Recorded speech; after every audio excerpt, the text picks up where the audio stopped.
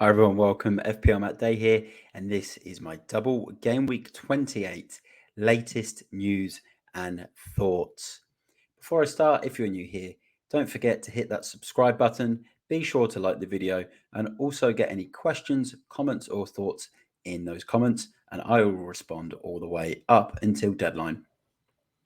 So we will start off with a quick share screen, and then I'll get into my thoughts, any news and tips going into a big double game week. Really excited for this one. So as you can see there on screen, I've got the fixtures, and I did mention that it is a double game week. So let's have a quick look at those teams that double. So you've got Bournemouth at home to Sheffield United. Crystal Palace playing at home to Luton. Luton and Bournemouth are the teams there that double in this game week.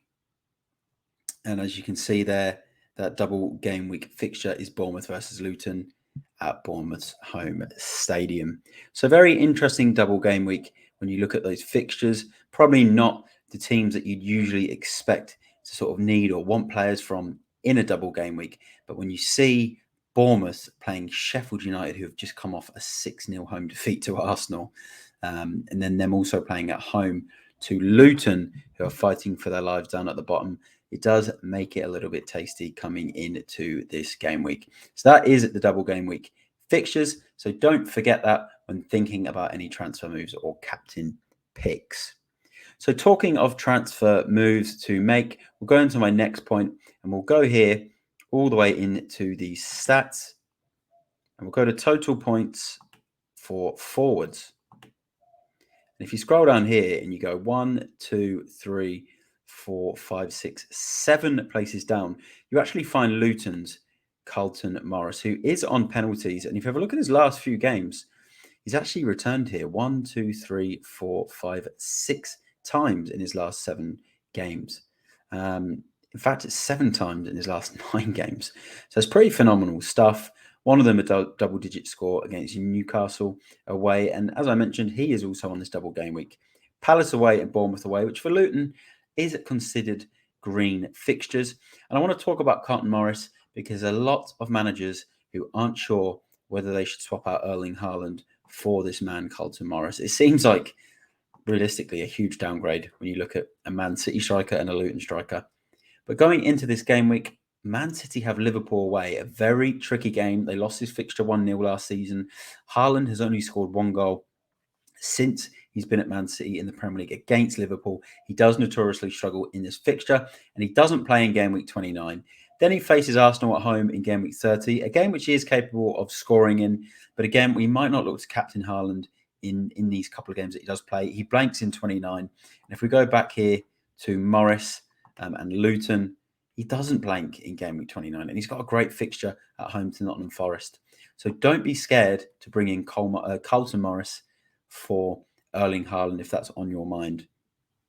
So we'll go into my next point, which is the best captains for this game week. And I'll be straight up here. The best 2 captains, of course, it's Dominic Solanke.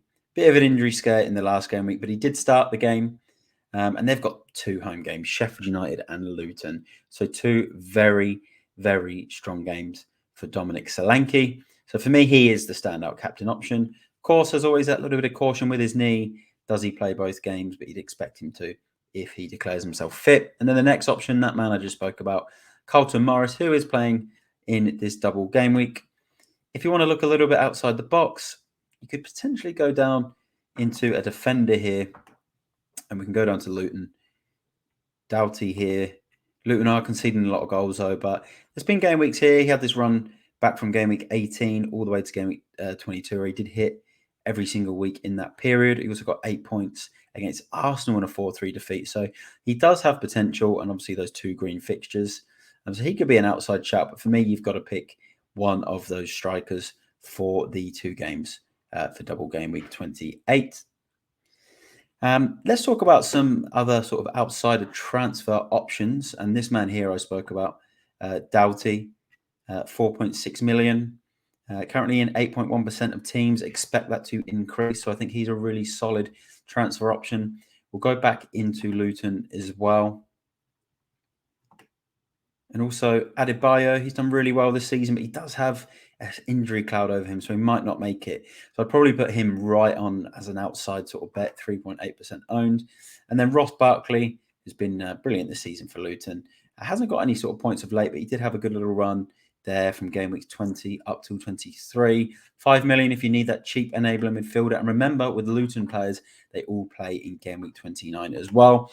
If we go to Bournemouth, the likes of Neto, getting 8 points there in game week 27. Very good potential in this Bournemouth defence with the 2 home games, and obviously one of them being Sheffield United as well. But again, they don't play in game week 29, so I wouldn't really say there's too many players you kind of want to bulk up on unless you are free hitting in game week 29. A lot of talk around Semenyo as well, who did score in game week 27, scored in game week 25 as well against Newcastle. And he started in the last 3 games and he's played a lot of minutes. So for me, they're some of the best transfer options for this game week from those double game week players. And then if you want to look at a single game week player, for me, I think you can't look past this man here from West Ham, Jared Bowen. Plays at home to Burnley, also plays in game week 29, and then Mohamed Kudus as well, who plays in game week 28 and 29. So don't forget about these single game week players when we have a double game week as well. So my last thought and point is just remember that game week 29, as I mentioned, is a double game week. So have that in your thoughts when you're thinking about your transfers, but also remember, game week 28 is a double game week, but game week 29 is a blank game week. So just have that in your thoughts. Again, that game week 29 is a blank game week, 29 is a double. So have a think about those blanks if you aren't free hitting in game week 29. So I'll stop sharing now.